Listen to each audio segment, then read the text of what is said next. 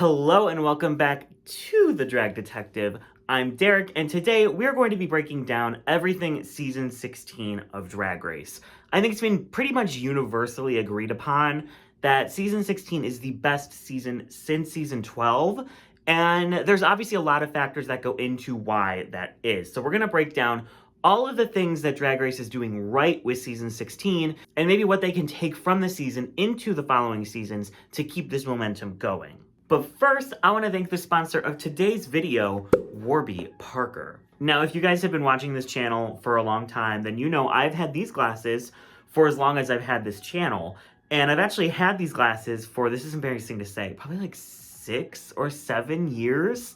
I've had these glasses for so long, my prescription hasn't really changed, so I just haven't really needed any. But recently, I had an incident where they flew off of my head and then proceeded to stroll down the road, and now they are so scratched and messed up. So this could not come at a better time. Now, with Warby Parker, you can get the try-on box, where you basically take a little quiz, and based on your answers, you're given a bunch of options for glasses. You then get to pick 5 glasses to try on for free at home, which they will send in this very nice box. And here are mine that I have chosen. So we're gonna do a little bit of a try on. So these are the Haltons in Nutmeg Cristal. Okay, what do we think? This is number 1. Okay, so this is number 2. These are the Garrisons in Polished Silver. It's giving scholarly. Okay, this is number 3. This is the Felix in Pacific Crystal. What do we think of her? Okay, and then number 4, this is the Hayden in Striped Pacific. And then, just for funsies, I got some shades. These are the Topper in Black Matte Eclipse. Now, trying clothes and glasses and things like that online have always kind of sketched me out because you never know what it's actually gonna look like on you. So this is like perfect for me because I can really sit with my choices, try them all on, take my time, figure out what I really want, and then make the decision. It also comes with the home try-on handbook that explains how everything works and makes it very, very easy to understand. Now, I have had so much fun with Warby Parker, doing the quiz, getting to try on all these glasses, and I know that you will have fun as well. So if you want to try out Warby Parker for yourself, go to warbyparker.com/dragdetective, take the home try-on quiz, and pick 5 pairs of frames that you get to try on at home for free. And again, that is warbyparker.com/dragdetective if you are looking for some new glasses. Thank you so much, Warby Parker. I'm excited to wear whatever pair I get of these in future videos, and thank you so much for sponsoring today's video. So just to kind of go through the reception of the last couple of seasons. Season 12, it's my favorite season of Drag Race, period.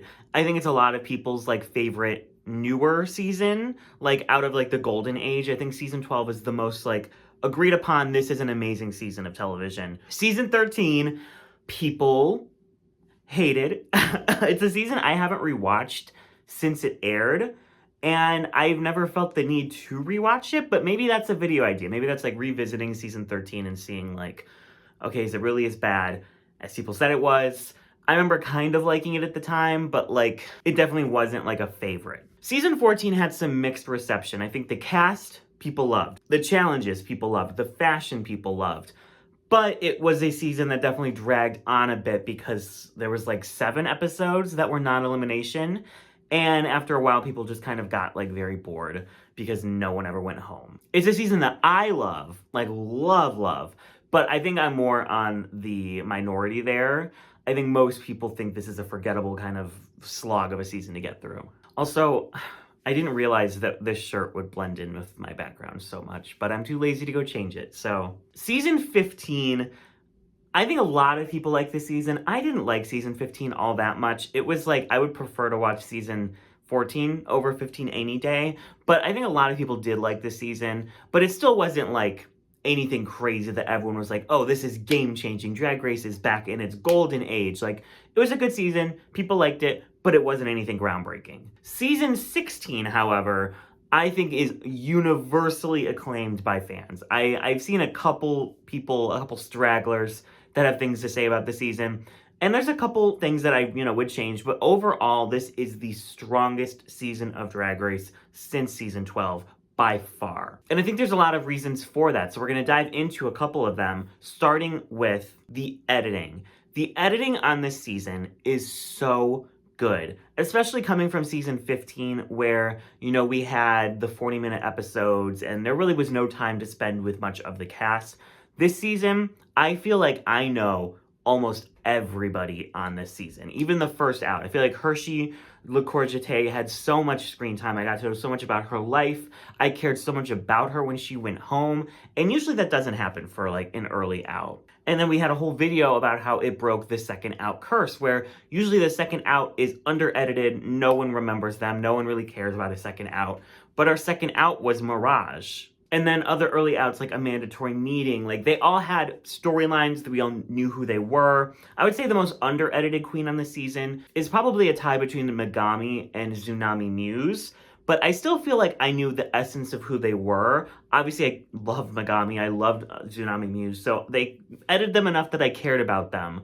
And they each were in like a lot of episodes. So it's not like they were like early outs who were like under edited or anything. Like they made it pretty far, like 6 episodes, 7 episodes. Like that's a pretty good run. But I mean, looking at the final 8 in particular, every single one of them, I think, has a storyline.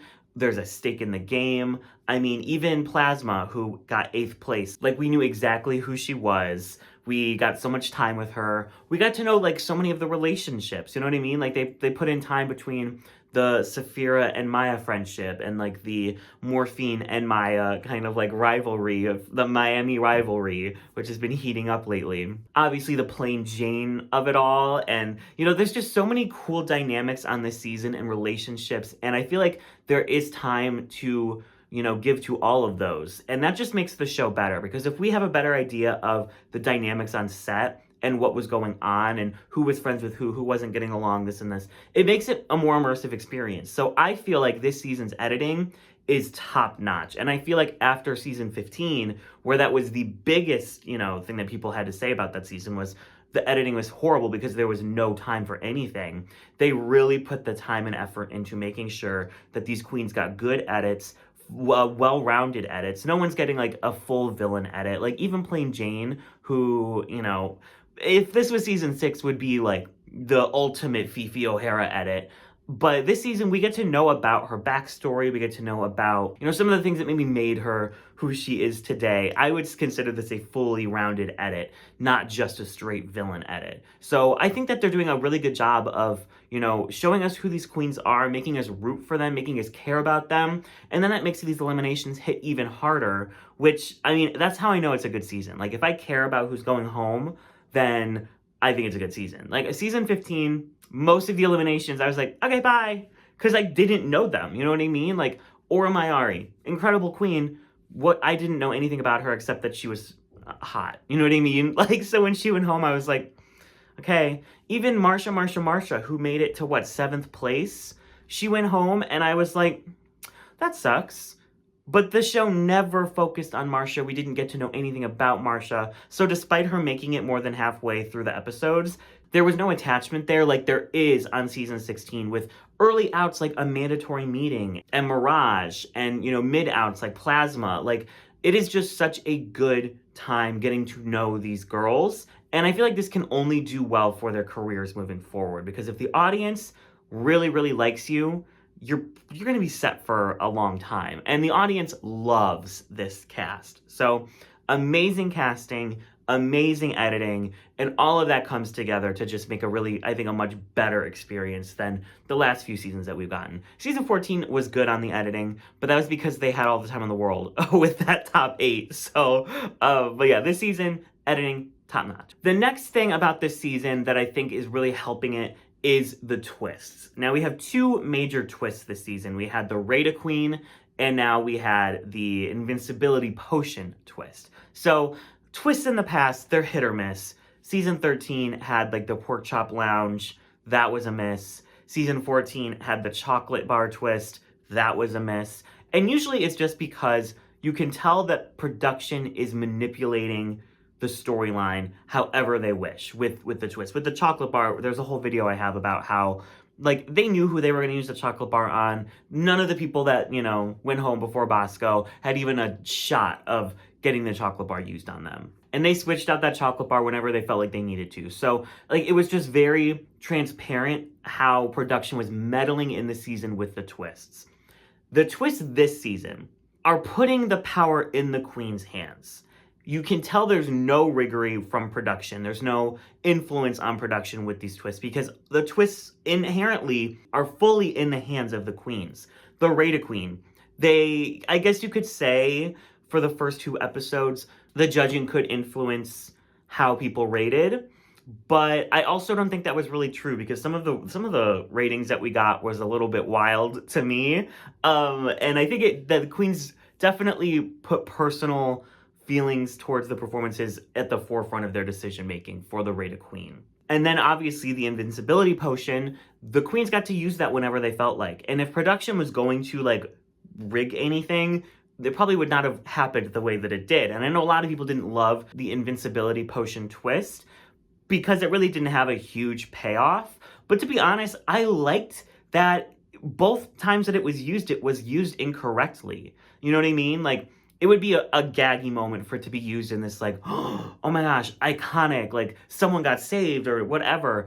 But to see that, like, both people who had it were not able to use it to its full ability just means that they can bring this back and there's still room for this twist to grow. There's still more things to be seen with this twist. And people can watch how it was used on this season and then apply it to how they might use it next season. I hope they bring this twist back. I would honestly even be fine if they brought back the Rata Queen. I thought that was like a pretty unoffensive twist.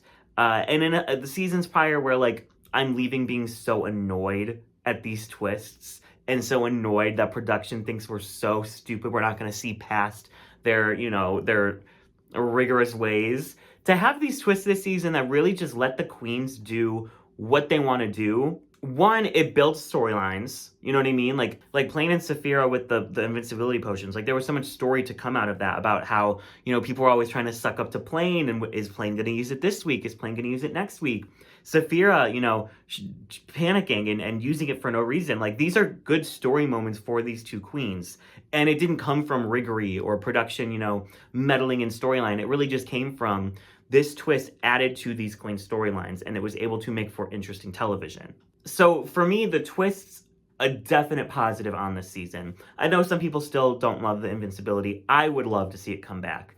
I think that there's so many ways that this could go, so many interesting avenues and storyline potential for this twist. So I hope they bring it back for next season. The next thing that I think is helping this season is the challenges. Now, this season obviously was affected by the SAG-AFTRA strike. It was filmed before I think the strike happened, but they were filming it in preparation that things might go a little haywire while it was filming. So that's why we have not seen an acting challenge, which I don't think anybody misses. There might be one still. We haven't seen it yet. We've seen more design challenges. The season feels really fresh because they're taking chances with these challenges. You know what I mean? Like, I did a whole video about how we're so used to the same challenges every single season. So to get a season like this, where we're getting some pretty weird challenges, I love. Having 3 design challenges, I don't know if I would love that every season, but for a season like this that has plenty of incredible seamstresses and designers on it, I think it was perfect. It could have been like a season 7 situation where no one sewed and then there's just all these flop challenges.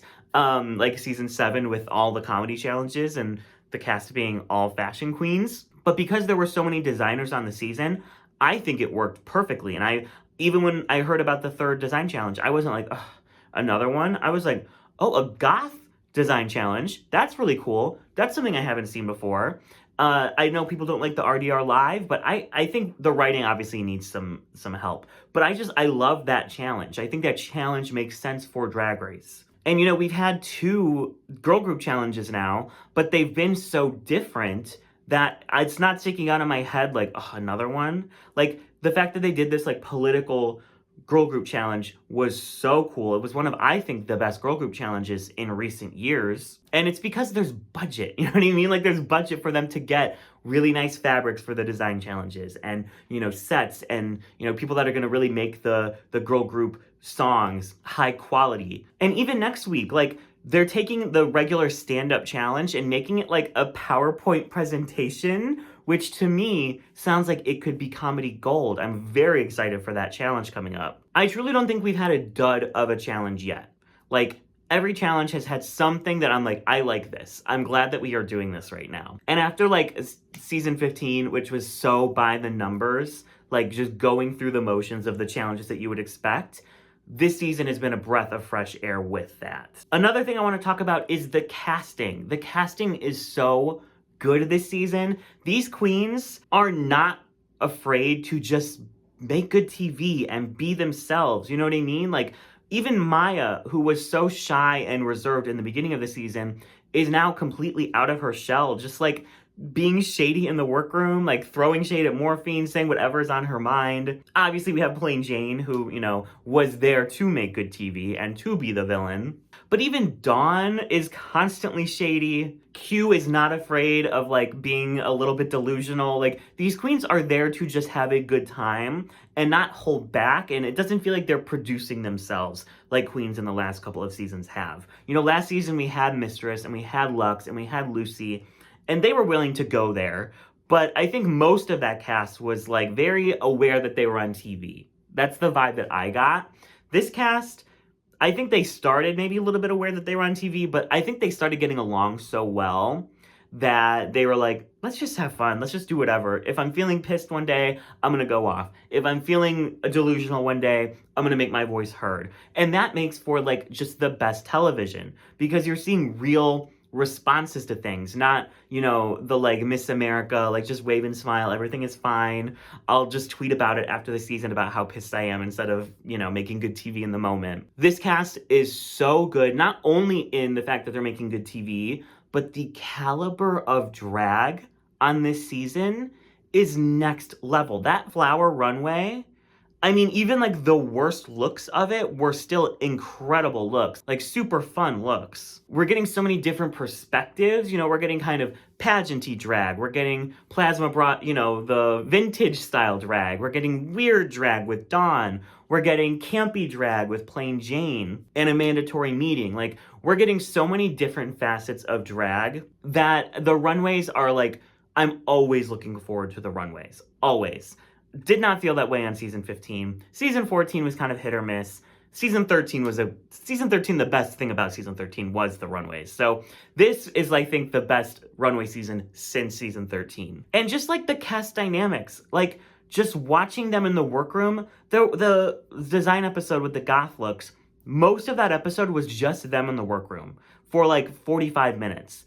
And I was having so much fun. I was like, I think I could watch this all day, because you can tell that they get along. You can tell that they just mesh really well. And cast chemistry can make or break a season. This cast chemistry is off the charts, and I think it is definitely a huge reason why this season is as good as it is. I also think the boot order has been insane in the best way. Me and Kayla, the first episode, you know, when the promos dropped, we did a podcast about where we thought people would place.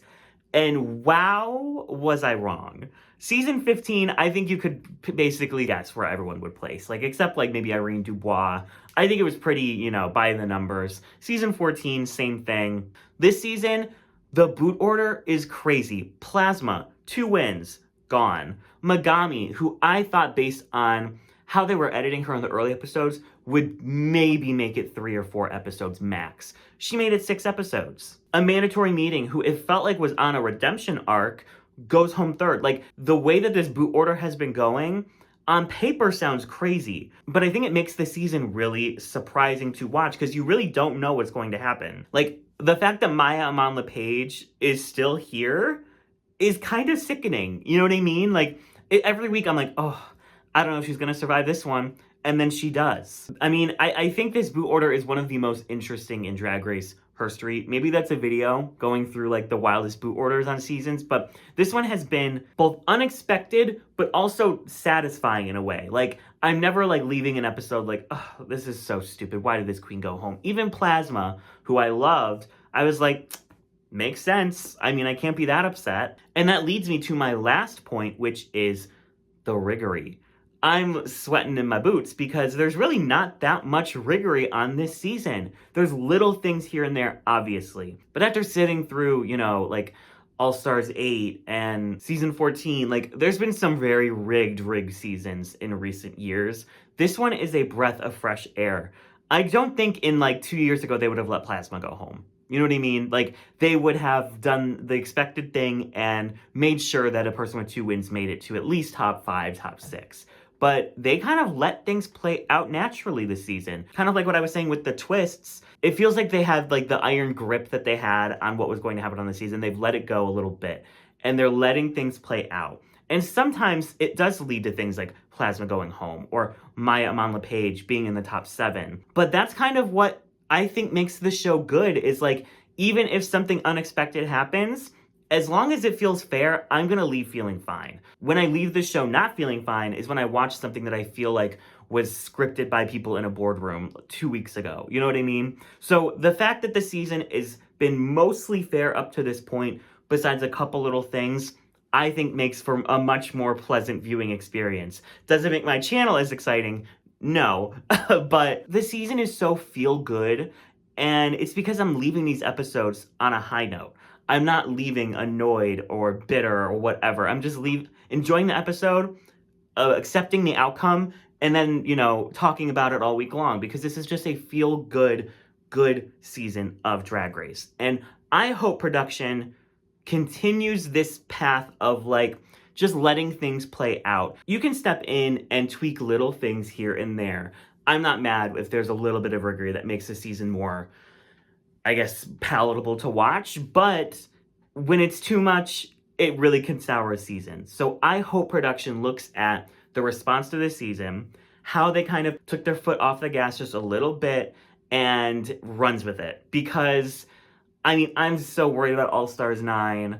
I think that UK versus the World has been a show that's been on television. And for me, season 16 is really the thing that people are excited about. People are reinvigorated in their love of Drag Race for. And this is the direction I think this show needs to go on in order to keep people engaged. Because season 14, season 15, I feel like All-Stars 8, I feel like people were starting to lose a little bit of passion. And now this season has brought the passion way back up. So they're riding a wave right now, and they need to just not go off in a completely different direction that's going to, tarnish all of the good work they put in this season. So I love this season. I want to know what you think about this season. If you could change one thing about this season, what would it be? Comment down below. We are at the halfway point, so I'm excited to see how this season finishes out. As always, you can listen to The Rage Recap with me and Kayla, where we break down the episodes every single week and talk shit and just be messy like we are to our core. So check out The Rage Recap, link in the description below. Also, I want to thank Warby Parker yet again for sponsoring today's video. The links to all of my social medias are in the description below. And I want to thank you all so much for watching. And I will catch you in the next one.